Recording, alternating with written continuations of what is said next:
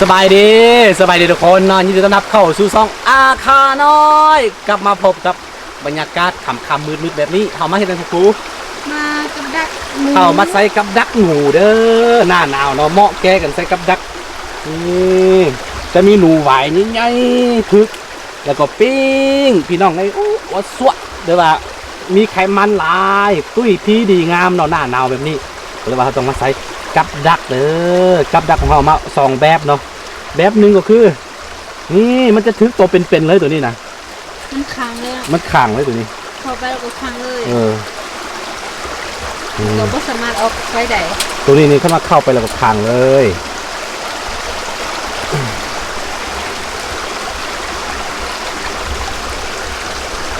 โอ้หน้าหนาวนี่เหมาะแก่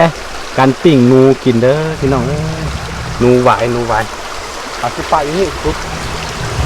มากกว่าถึกเลย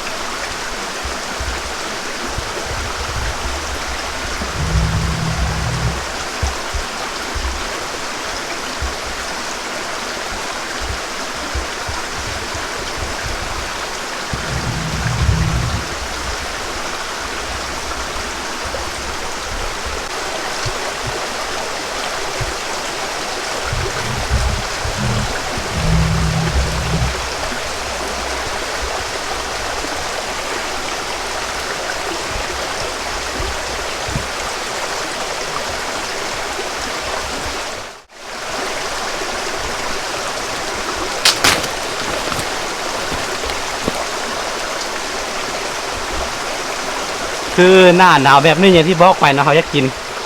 ปิ้งนกปิ้งหนูฮ้อนๆกับข้าวเหนียวผิ่งไฟพี่น้องเอ้ยชั่วไป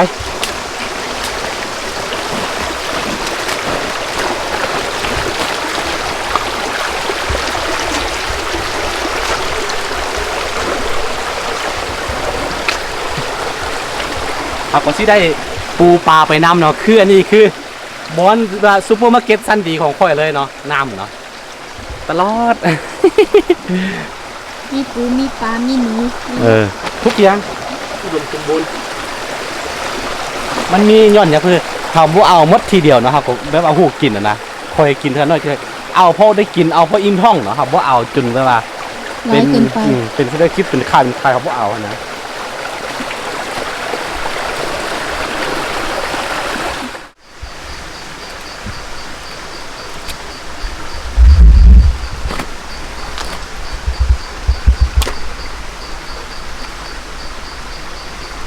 นี่ตัวที่2เด้อ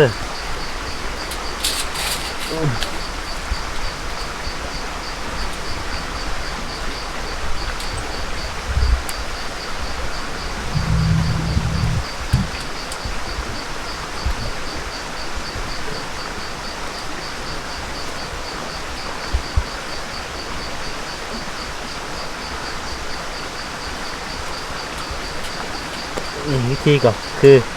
อันนี้คือวิธีของมันก็คือนี่เอาตัวนี้เกาะเนาะเวลาหนูเข้ามากินเนื้อไปดึงเนื้อมันก็สิลันลงมาเป็นเลยแล้วก็คางเป็นนะตัวเป็นเลยถ้ามาตัวน้อยลาก็เขาก็สามารถปล่อยได้เนาะนั่นคือว่าเสียหายตัวนี้ก็ข้อดีเลย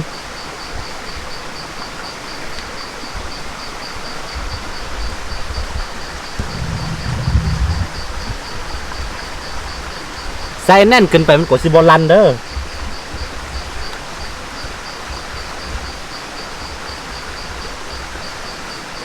นี่นะคุณเนาะ ต่อไปก็คือกับดักแบบนี้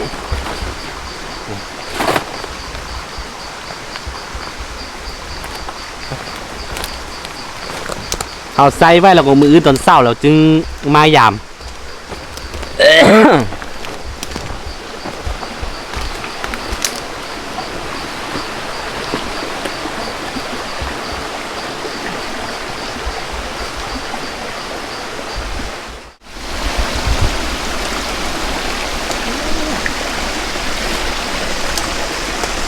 นี่ของดีบ้านเฮานี่เห็นบ่นี่คือยาสมุนไพรสั้นดีเด้อยาสมุนไพรอายุวันนะเนาะดื่มหรือว่าเป็นเอาไปเฮ็ดยาเอาไปดองเหล้าหรือเอาไปมันอย่างคือแล้วแต่ตามอัธยาศัยของตัวเองเนาะหลายๆคนก็ใส่บ่คือกัน แต่ว่ามันเป็นยาดีสมุนไพรสั้นดีเลยเห็นบ่นี่ถ้าว่าภาษาท้องถิ่นบ้านเฮาเอิ้นว่าอันนมฟานเนาะหรือว่านมเก้งนั่นแหละนี่ผู้ใดสนใจติดต่อได้เด้อเดี๋ยวเฮาสิตักให้แล้วก็ฝากให้เนาะนี่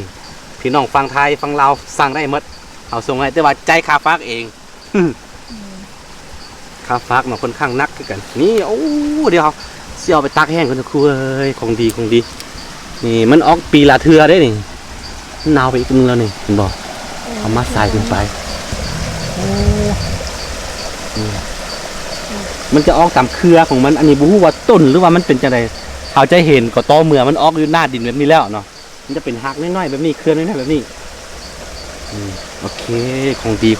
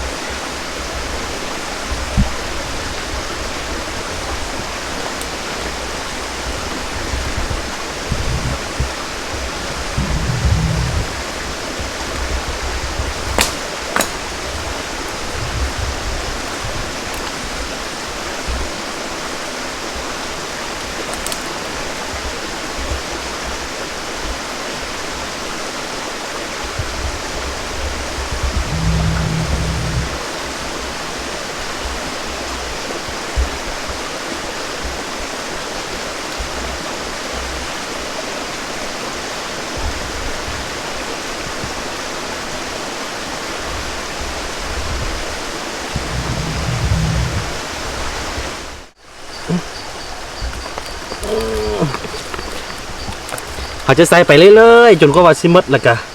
มื้อเช้าๆก็กลับมายามเด้อกลับมายามอีกรอบนึงนี่คือสิ่งที่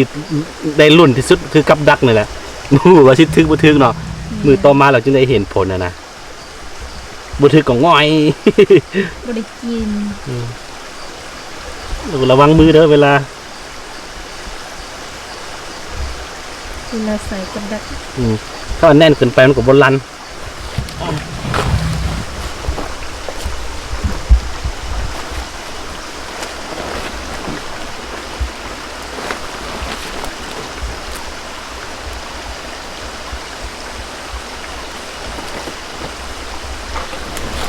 บ่แม่นมาเอาป้าบนไดเราตุ่มหนูซิงมาได้นี่มันต้องให้มันถึกบอนที่ว่าหนู เส้นทาง เส้นทางของหนูไปมานะมันจึงสิถึกนะถ้าว่าหนูบ่มาบ่ไกลมากก็แสดงว่าบ่ได้มันจำบ่ถูก หู้นี่ว่า เ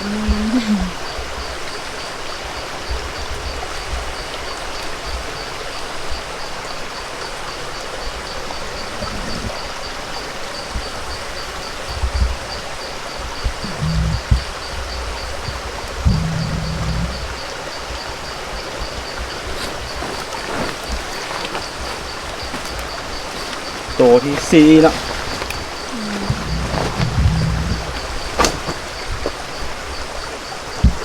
เพื่อกันลืม เดี๋ยวมันลืม ยันมันลืมต้องได้ตัดนะไว้อันนี้ ถ้าว่าไว้แบบนี้แสดงว่าต้องเขาต้อง ตรงนี้ มีกระดักมาให้นะ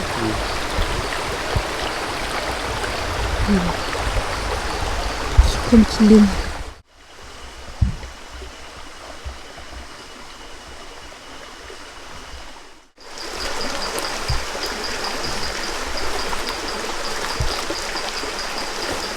คือตอนนี้เราได้วางกับดักโตสุดท้ายเป็นที่เรียบร้อยแล้วก็นี่สิ่งที่เราบ่ลืมก็คือสัญลักษณ์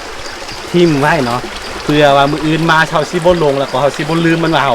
ไปใส่จุดใดจุดใดเนาะเนื้อของมันที่เฮาใส่ก็คือ มันต้นหรือว่ามันสำปะหลังของไทยเฮานี้ เห็นบ่ มันสักหน่อย โอเคเดี๋ยวมืออื่นตอนเช้ารุ่นน้ำกันมาเฮาสิได้จีฮอกที่ฮอกจีหนูไหวฮ้อนๆกินบ่เดี๋ยวรุ่นน้ำกันมื้ออื่นเด้อได้เจอกันมื้อเช้าเนาะไปสบายดีตอนเช้าเด้อตอนนี้เฮาสิไปยามกับดักของเฮาไปรุ่นน้ำกันว่ามันสิถึกหรือบ่ถึกเนาะนี่คือบรรยากาศสดเช้าหน้าบ่ได้ล้างเด้อหน้าหนาวแบบนี้เหมาะ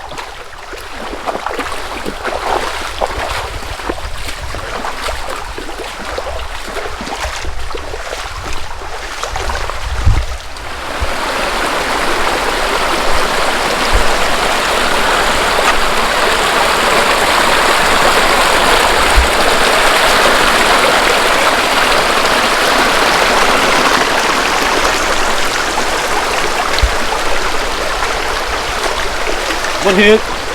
บ่ถึก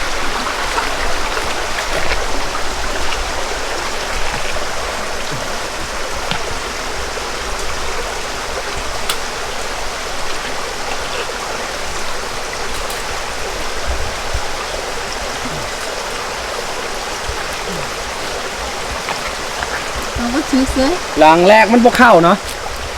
นี่เอาปะไว้เดี๋ยวจัดนะเดี๋ยวเอาหมูฟอง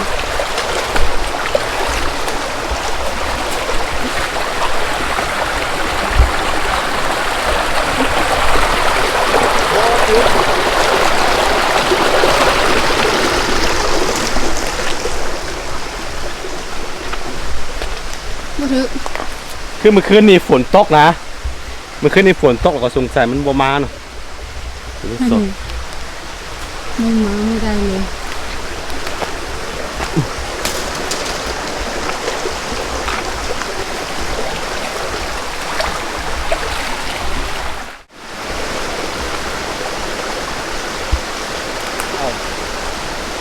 หาย ฮะ กับหายเอา เนี่ยโอ้คิดว่ากับดักหายไปเซลมันดิ้น มันตัวหนึงละนี่หนูไว้ลูกมันบ่ใหญ่เถอะตัวหนึงแล้ว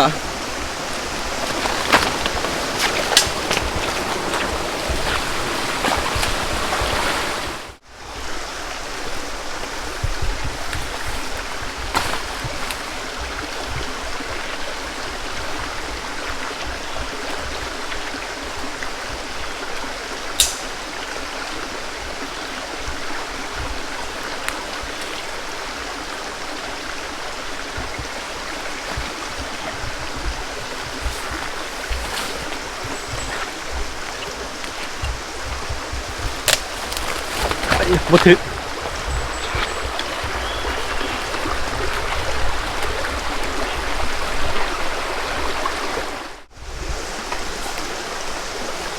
โอ้ถือว่ามื้อนี้เนื่องจากว่าฝนตกแล้วก็บ่ได้ตัวเดียวนี่ เดี๋ยวสิไปเฮ็ดเมนูปิ้งย่างกินกันไปกันพอได้กิน ตัวเดียวเนาะ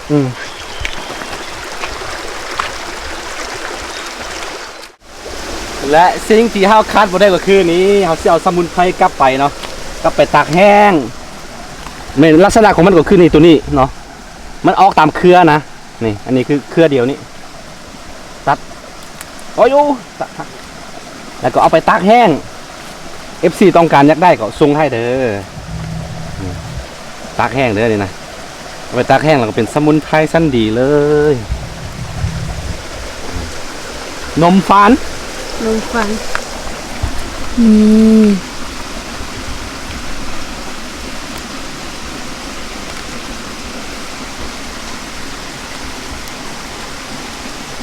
คือถ้าเขาเอาปลาพี่เอาปลาอีกประมาณอาทิตย์หนึงมันกดสิหนาวเปื่อยหมดตัวนี้เนาะสิหนาวก็สิกลายเป็นดินกลับสู่ธรรมชาติคือเก่าแล้วก็ปีหน้าเขาจะดูมันก็ออกไม้ตัวนี้นะมันออกตามเครือน้อยๆแบบนี้นี่มัน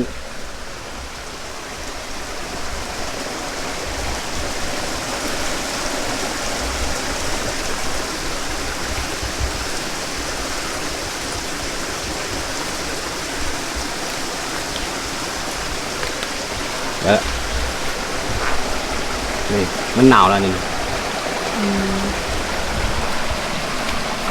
ไก่ซีนาวหรอก กลับคืนสู่ธรรมศาสตร์คือเก่าทุกคนหลังจากที่เราได้ย่างมาเนาะหน้าตาของหนูหวายก็สิออกประมาณนี้นี่ตัวนี้บ่ใหญ่ปานใดถ้าเป็นตัวใหญ่เต็มที่นี่ตัว2ตัวนี่ฮอตโลก็มีเด้อนี่คือย่างหนูหน้าหนาวมันแล้วก็ตุ้ยพี่ดีงามพี่น้องเอ้ยน่ากินเลย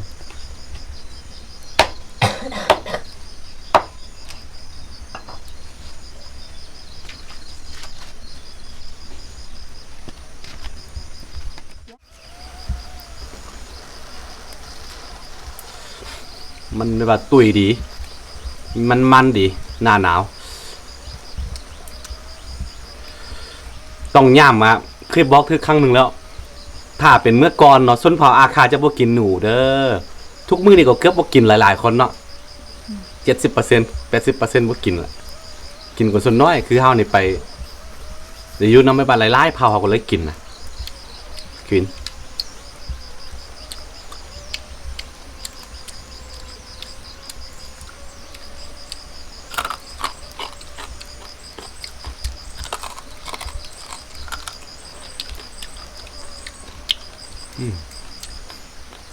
กินมาเถอะครู